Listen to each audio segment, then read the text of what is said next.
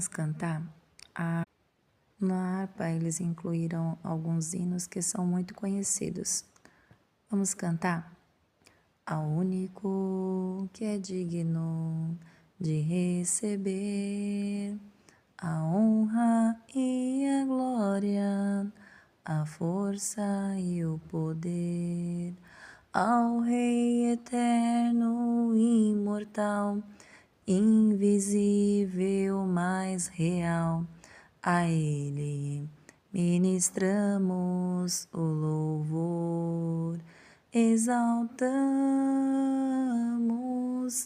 a Ti, a Rei Jesus, adoramos o Teu nome, nos rendemos aos Teus pés, consagramos todo o nosso ser a Ti.